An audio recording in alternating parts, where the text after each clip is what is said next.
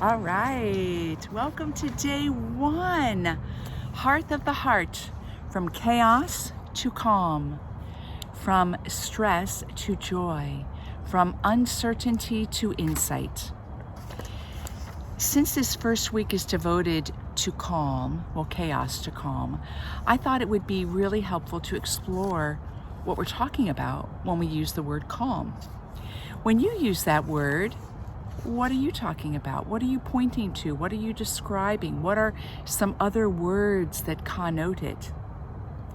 Calm is something that comes to us across every single mystical tradition I know. Isn't that something? It comes up as a core inherent part of being. And I'm going to use this opportunity. I did print up some notes this time because I wanted to give you a few quotes so that you can reflect on these quotes. But before I get there, if you've ever been on a retreat with me or some of our online sessions, you'll know that sometimes I do an exercise. It's a Taoist toning of the word calm, K-A-L-M. And in it, we tap the chest and then we open the energy to open the heart chakra. This toning exercise is very powerful because the first part of that syllable, ka, is considered a penetrating, almost like an arrow going into the heart with confidence. And then the or in this place, but the grounds it, integrates it, puts it into every cell, so that when you're going ka, ka, calm, it is energetically rooting you in this quality we call calm. Now, it can be easy as a human being to talk about calm as something you either need to achieve or create. Oh, I have to get back to the calm. Wow, I need to get away from that so that I can have calm. What are ways that you have used the quest for calm as something you need to get to or achieve? Like most of these essential qualities of our being, the mystic traditions show us that there is no achieving it. There's nowhere you need to go. There is simply remembering it. Remembering it. So let's start with a few lovely quotes. And you're going to find, if you look at different mystic traditions, that calm is a word that it's not synonymous, but there is a sensibility that is expressed in words that are similar. They're a little different, but similar. But the common thread they have is they point to this mysterious part of our being as being calm.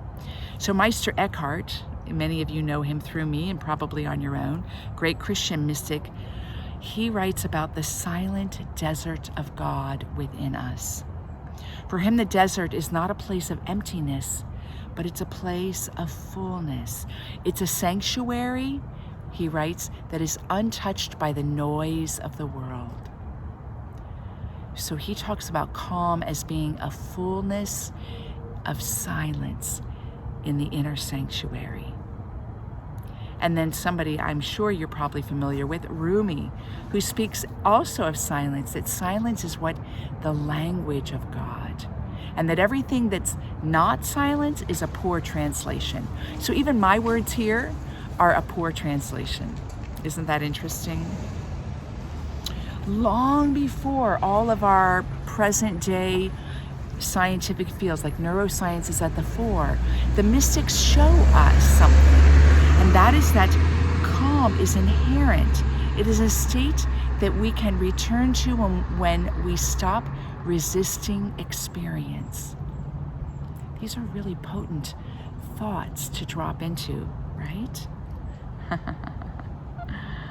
So whenever we are in a place of chaos, and this could be external or internal, right? The internal chaos could be your thoughts running rampant and you're identifying with them, your emotional dysregulation moments where you're over-identified with that. When we do that, we forget the deeper layers of our being. But you can imagine And I've used this example, and I'm sure you've heard it through many, of the ocean. Think about the ocean. The waves clearly evidence movement, right? The questing and the turbulence and the currents. And you can look at it and go, sometimes it looks very chaotic, especially if it's in storm mode. But you can go down 2 to 3 feet and experience something very different. It feels still. It feels calm. And the deeper you go, the more the calmness gains a spaciousness to it. Now, in reality, all the ocean is in movement. So there you get to the paradox, right? That even as deep as you go, there is still movement taking place. I love that image. It's so sensual. And there's no need to eliminate the waves. Just go deep and let the waves experience the fruit of your depth. Thich Nhat Hanh, who died recently, expresses beautifully in his own way this calm. For him, the breath, like many mystics, but for him, in this case, the breath is an agent of this calm. He has this mantra, breathing in, I arrive in my body. Breathing out, I am home. Breathing in, I arrive in my body.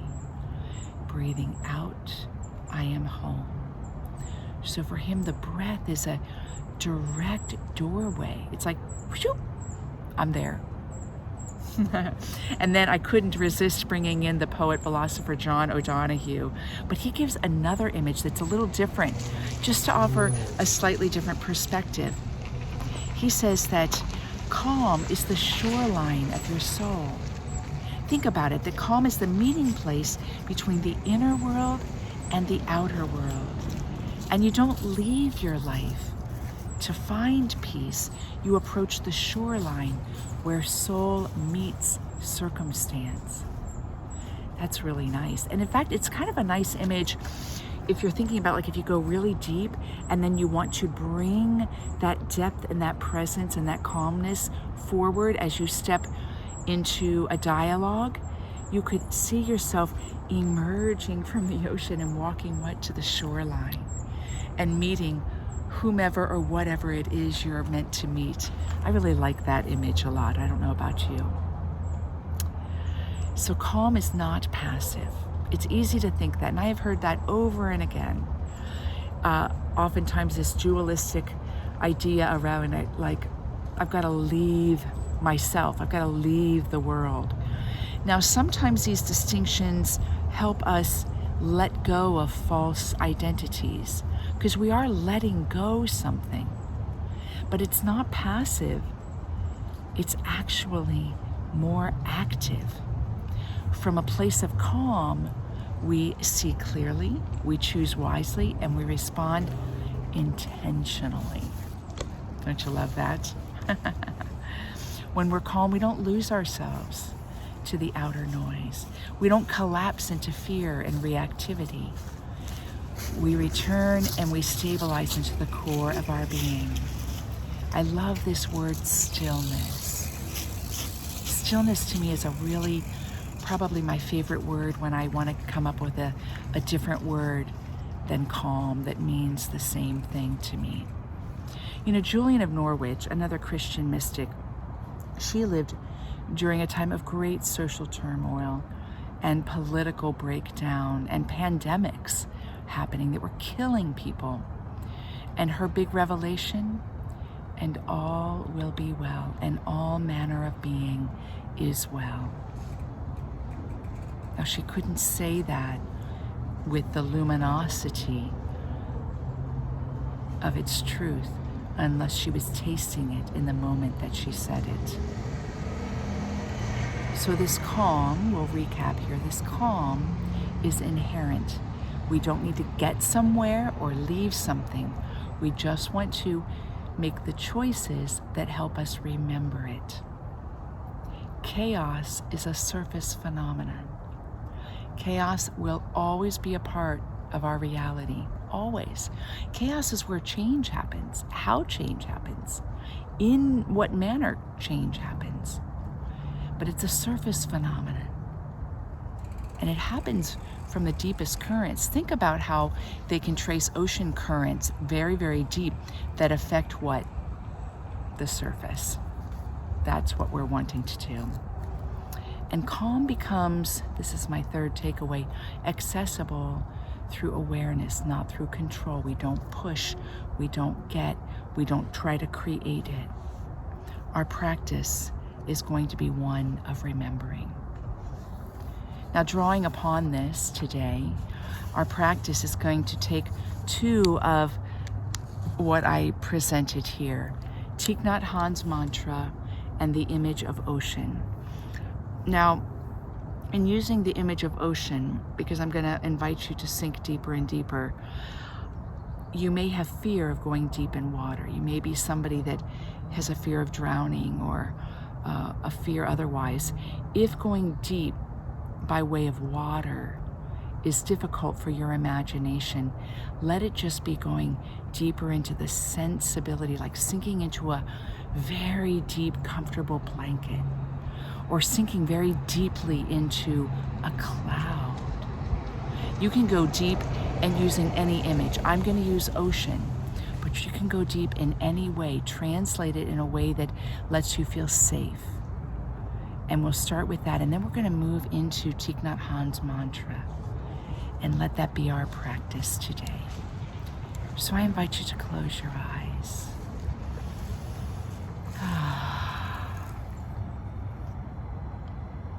Settle in. I'm choosing to stand because I want to feel my feet on the ground as I sink deeper and deeper. It is a conscious choice. And as I'm sinking more and more deeply, I take you with me, and you take me with you, our entire group. We do this together, even if we're not in the same time, space, moment. So settle in and become aware that you are not alone, that there are other human participants for this 4-week journey, that there are also many angels and guides, cosmic beings, divine masters, gurus, Buddhas, bodhisattvas, gods and goddesses, spiritual ones, enlightened beings, saints, holy ones of all ages, benevolent men, ancestors, and loved ones.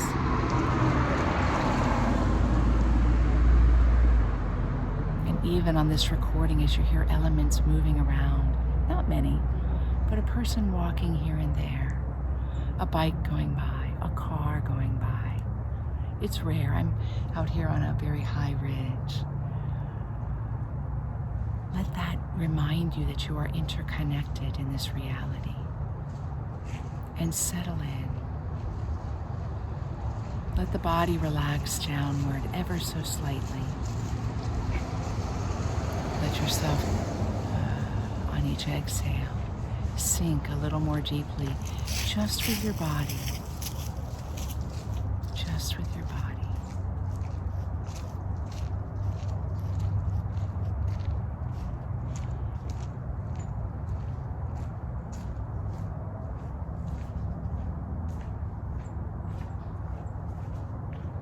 And now become aware of the body, and become aware of the you that is anchored in your body, but is more than your body.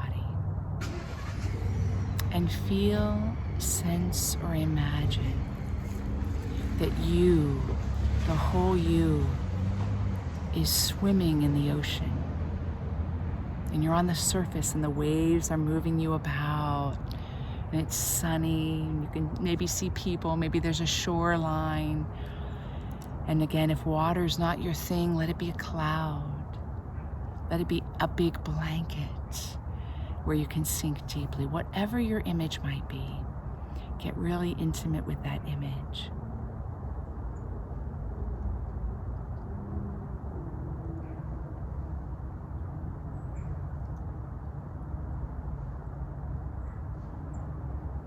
And now, let yourself descend.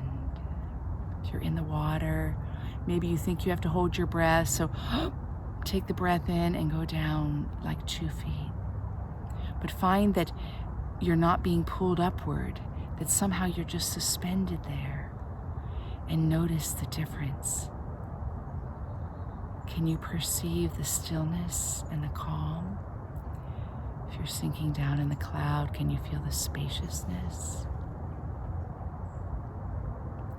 And now, knowing it's completely safe, descend even further. And as you're descending, look up and see the activity on the surface of the water. That would be your thoughts and your feelings in the past, present, and future, the memories, the concerns, the joys. They're all up there, but you are in stillness, floating effortlessly, your body light, light.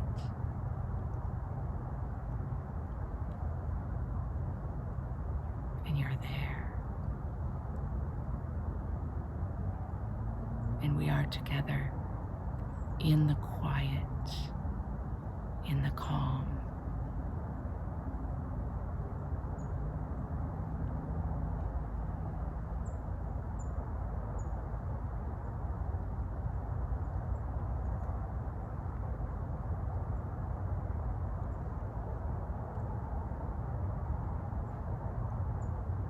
And because you are alive and you have systems that operate without your telling them to, like the heartbeat and the breath, even though there's no need in these depths to physically breathe, we'll let the breath be the way we pulse with presence. And after the next exhale, follow me. Breathing in, say silently, I arrive in my body. You can say it out loud too. Breathing out, I am home. Breathing in, I arrive in my body. Breathing out, I am home. Breathing in, I arrive in my body. Breathing out, I am home. Breathing in, I arrive in my body. Breathing out, I am home. Breathing in, I arrive in my body. Breathing out, I am home. Breathing in, I arrive in my body. Breathing out, I am home. Continuing in the depths at your own pace. I arrive in my body. I am home. I arrive in my body. I am home. I arrive in my body. I am home. Continue intentionally with this mantra, growing deeper and deeper, coming deeper and deeper into the depths of stillness. Continue at your own pace.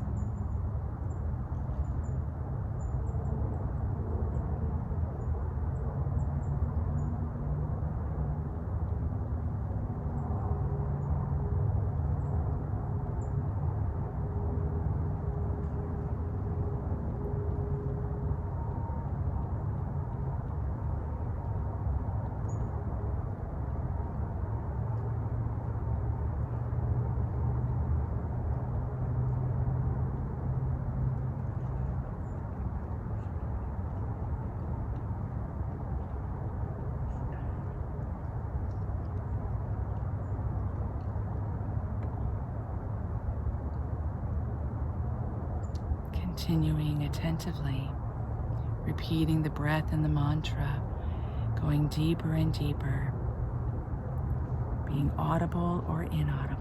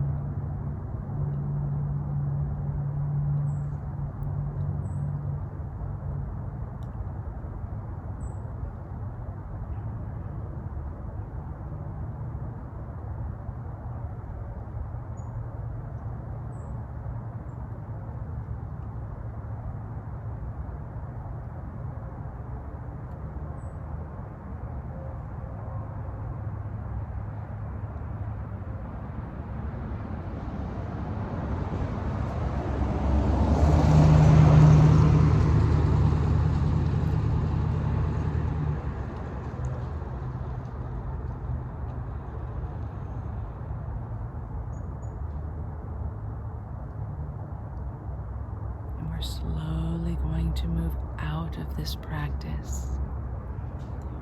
Starting with my words, you're still in the depths, you're still tending the breath. Let's do it again together. Breathing in, I arrive in my body. Breathing out, I am home. Breathing in, I arrive in my body. Breathing out, I am home. Breathing in, I arrive in my body. Breathing out, I am home. Breathing in, I arrive in my body. Breathing out, I am home. Breathing in, I arrive in my body. Breathing out, I am home. Continuing with this, you're slowly rising from the depths of the ocean, or the blanket, or the cloud, or wherever you've gone. Breathing in, I arrive in my body. Breathing out, I am home. Coming up to the surface very slowly. Breathing in, I arrive in my body. Breathing out, I am home. Breathing in, I arrive in my body. Breathing out, I am home.